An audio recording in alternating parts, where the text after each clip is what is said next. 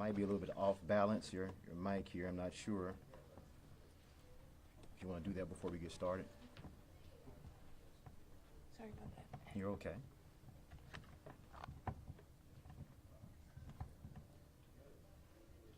Is it good now? Yes, ma'am. Okay. So good afternoon. My name is Leonardo Brown. I have the pleasure of serving as the County Administrator for Richland County. Here behind me, we have a number of members of Richland County Council that are present.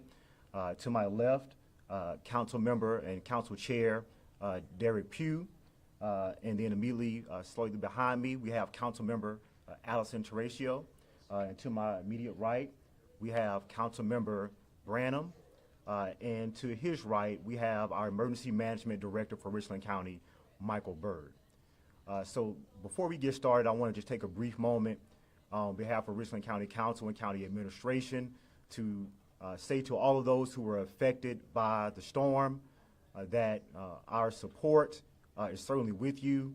For those of you who have experienced damage or even the loss of life, property, homes, we want to make sure that you know that Richland County will be doing what we need to do to make sure that you receive the service and the assistance that you need. With that being said, I also want to thank those men and women of Richland County who were on the scene from day one of the storm, those members of our Public Works Department, our Utilities Department, Ombudsman's Office, Richland County Sheriff's Department, as well as many other of our men and women who regularly serve all the time during disasters whenever they are present, as well as during normal operating hours. At no point in time did Richland County government close as an organization.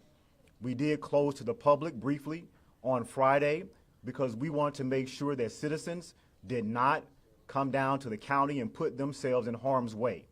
There were many reports, weather-related, that said that people that did not have to travel should stay off of the roads.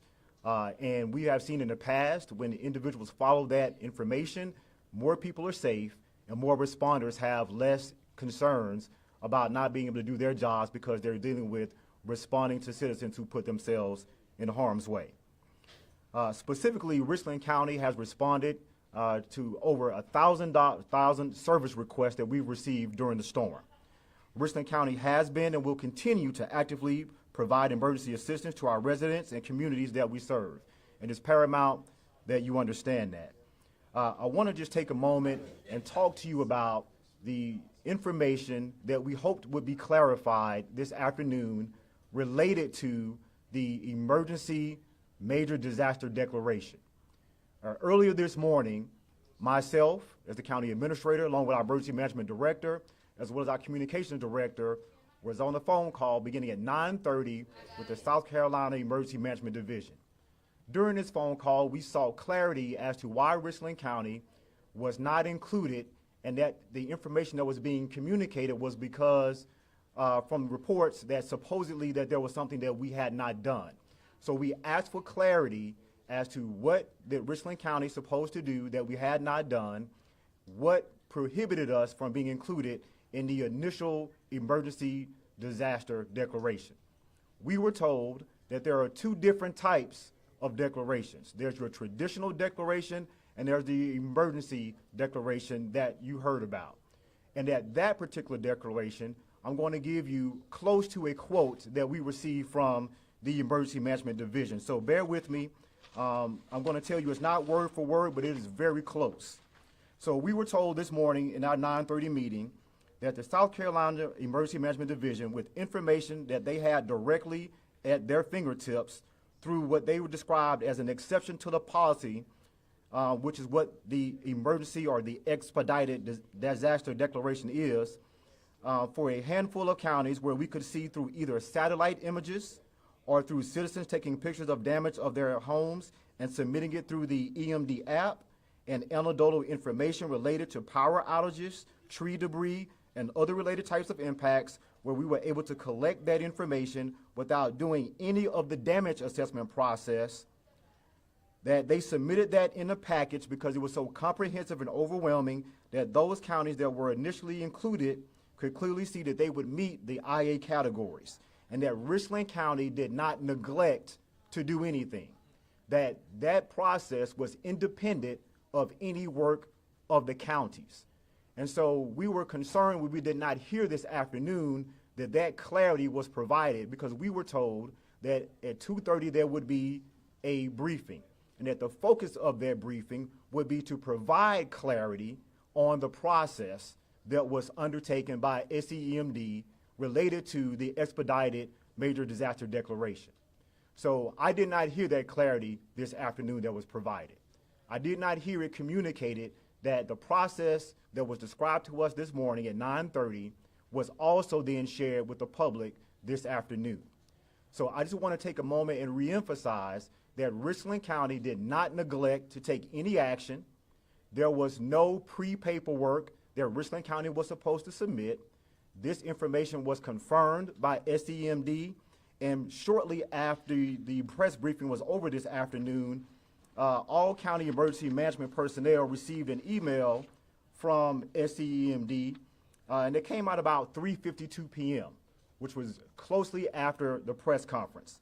And in that information, it sought to provide clarity to counties concerning that. So I'll just read that for you briefly, assuming that you all don't have that. And it says, to provide to county directors, to provide additional information for you and for your leadership and residents, we want to provide information about the expedited federal major disaster declaration granted for South Carolina. The expedited is an initial step. More counties can and will be added as more damage assessment information is available. It says South Carolina's expedited major disaster declaration request was transmitted to FEMA on late Saturday, 9/28/2024, and was granted on 9/29. The initial declaration includes 13 counties for individual assistance and 12 for public assistance. The federal government approved assistance for fewer counties than requested. More counties can and will be requested once damage assessments are conducted. And I want to pause there just for a moment, because the traditional process, as we know, means that after a disaster happens, then those counties go through a process where they go and they do damage assessments. They drive the counties to figure out what areas have been impacted. They gather that information, they describe it, and then there's generally a number estimated that goes along with that. That is the traditional process that happens. So as I indicated earlier, as was described to us, that process did not happen as a part of the expedited major disaster declaration that was done, because that was done independent of any county's actions. So I think it's important to understand, because we are concerned that citizens may not be aware that we are working to go through the process that we traditionally go through to recover from a damage after a storm by going out and assessing that damage. If you recall, yesterday, the concern that was still out was what was going to happen with the rivers and whether or not the rivers were going to crest and create any flooding that we still need to be worried about. So our Emergency Operations Center, we're still in operations mode, responding to the current weather event that ultimately is still ongoing. After the operations phase concludes, then our team will begin the full damage assessment process. While we have preliminary information, again, that does not represent the comprehensive process that normally goes into the damage assessment that is ultimately submitted to the state. So just wanted to take a moment and provide clarity for our residents, for those who are concerned as to whether or not Richland County is doing what it needs to do. Yes, we are. There was no steps that we were to take before now. State Emergency Management communicated to us that they did not send out any information ahead of the expedited disaster declaration to any counties requesting any information, nor requiring any submittals. So again, that information is fresh to us as of 9:30 this morning, when we called EMD to tell us why is the information out there that the county is not doing something that it should be doing. And we were told, you have not neglected to do anything, and that the actions that were taken were independent of Richland County and any other county. So with that being said, I'll close with a few other pieces of information that I think it's important for our residents to be aware of. Regardless of whether Richland County is ultimately included on the expedited major disaster declaration, the county will still utilize the normal disaster declaration process of submitting damage assessments information to SEMD. We have already begun preliminary damage assessments to identify all damage in Richland County and will continue this process. We will continue to respond to calls for emergency service, gather damage assessment information, and submit all required data to SEMD. Richland County residents may report damage and share photos by calling 803-576-3439 or emailing information and pictures to the ombudsman at richlandcountysc.gov. So we want to make sure our residents know that the information that you've heard that Richland County did not do something is not consistent with what we have been told nor what we have experienced. And still moving forward, we will move forward with continuing the damage assessment process. The last thing I'll share before I take questions is that when we asked or were told what could the county now do to be included in the expedited declaration process, it was described that we could do a window tour that would include county officials, state officials, and federal officials in around 2 or 3 vehicles driving to areas in Richland County where the major damage has occurred. And that during that process, while it's not an exact science, somewhere between 25 to 50 homes that have been destroyed, meaning that they are uninhabitable with damage to them, would have to be seen in order for the expedited process to potentially apply to Richland County.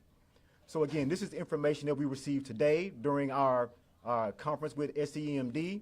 And so again, hopefully that provides clarity to individuals who are wondering what is going on and how can we move forward with potentially receiving assistance as a result of the disaster declaration that was put out.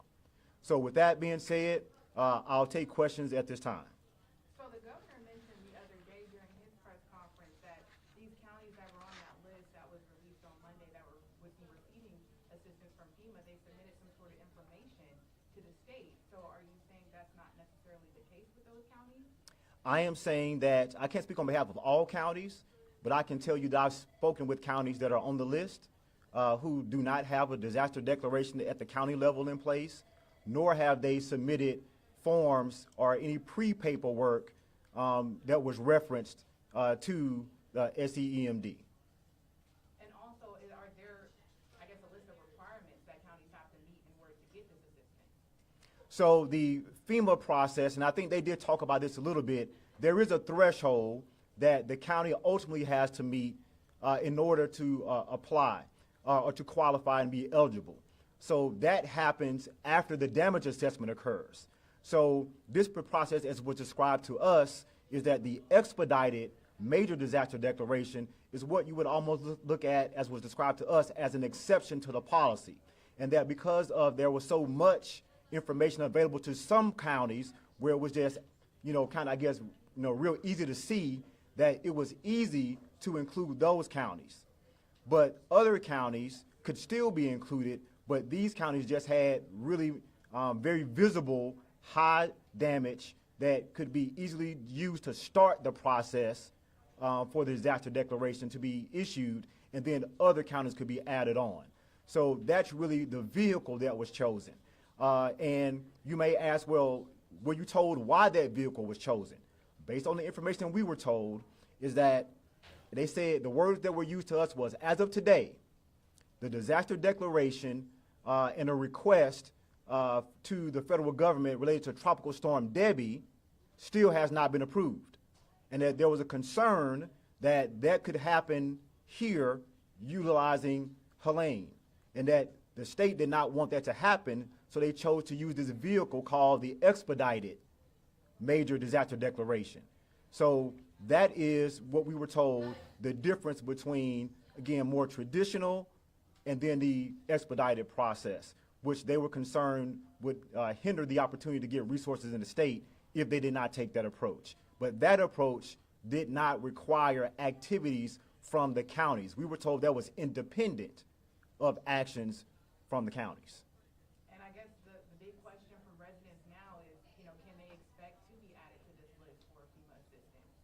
So the process that normally goes on, that's what we're going to do.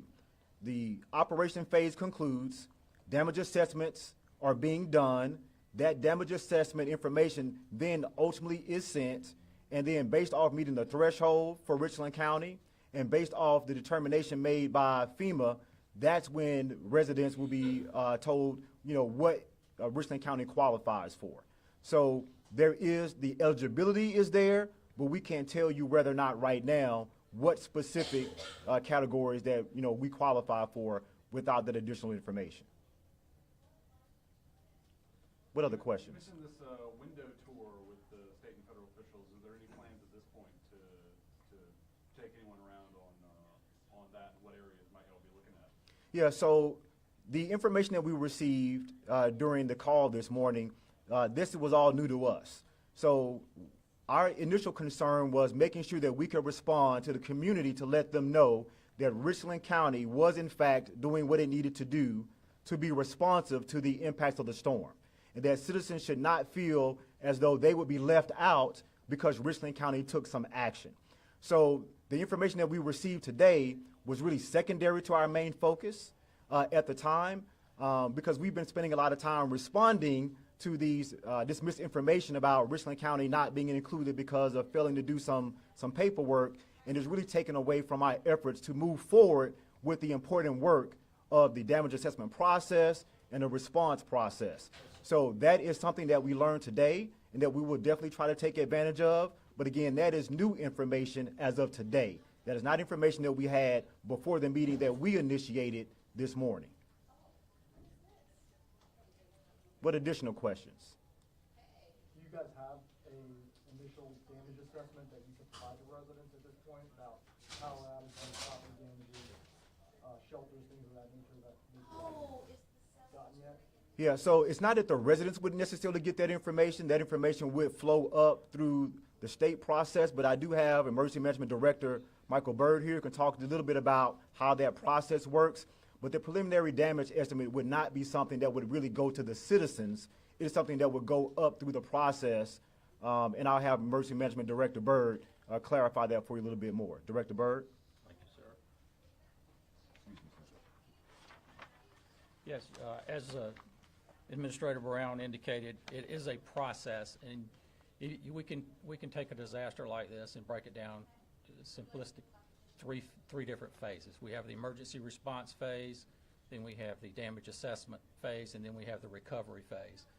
And sometimes those overlap, and those are overlapping right now. We're still in the emergency response phase of this event. And we have started damage assessment based on the inquiries and the information that we've received from the public. We're in the process of putting together our our windshield assessment teams, but we will have to rely also on somebody from the state and somebody from FEMA accompanying us as we go through that process. At the height of this storm, we had over 190,000 people without power in Richland County, and that's from Dominion and several of the co-ops that serve Richland County. And we're making progress every day, and I think we're down to about 7,400 people that are still without power. And unfortunately, for those individuals, it may be several days before they are restored, their power is restored, because of the amount of damage to the large transmission lines. Once they get those up and running, then they're finding damage to the individual lines that may go to a house, and when they re-energize a circuit, they find those additional down lines, and even damage where the wires come into the home. So we're still responding to some of those events that are occurring now. So it's going to be several days probably before we do get out of the emergency response phase. As Mr. Brown indicated, the rivers are still above flood level, but they are receding, which is good. And some of those houses or dwellings that had to be, the occupants had to leave, they won't know what kind of damage they have until they get back in there and look at their property for that. Is there any other questions about the response or assessment? are there places set up for people in the county if they're still without power, water, so on, that they can go to get assistance? Yeah, if anyone has a request for assistance, please let us know at 803-576-3439. And we are trying to address those on an individual level. I know we've in several neighborhoods, we've gotten water and food to those areas that have been without power for a number of days. Let me just say this before I turn it back over. We've been through this before, similar situations, and I want to let you know that Richland County will receive every bit of aid and assistance that we're entitled to. It's a process that we have to go through. It's not easy. Sometimes the rules change, but we will get there, and we will get everyone that's entitled to and eligible for assistance. We will get that for them. Thank you. I want to take a moment, and I want to end with what's most important. Director Berg hit the nail on the head. Residents of Richland County should feel confident that we will do everything that we're supposed to do, that we're doing everything that we're supposed to do to qualify, to be eligible for, and to be considered for assistance related to this storm. I also want residents to know that there was nothing that Richland County neglected to do, that the reason why we're having this communication to you right now directly after speaking with the South Carolina Emergency Management Division is because what we wanted to do was to bring clarity to the situation. We did not want to waste time and resources that should be focused on the betterment of our community and serving the residents of Richland County. So please be clear, Richland County administration, Richland County Council, Richland County staff have been since the beginning of the storm and will continue to be through the recovery of the storm at your side, working to serve you in the best possible way that we can. Thank you all very much for coming. Appreciate the opportunity to speak with you.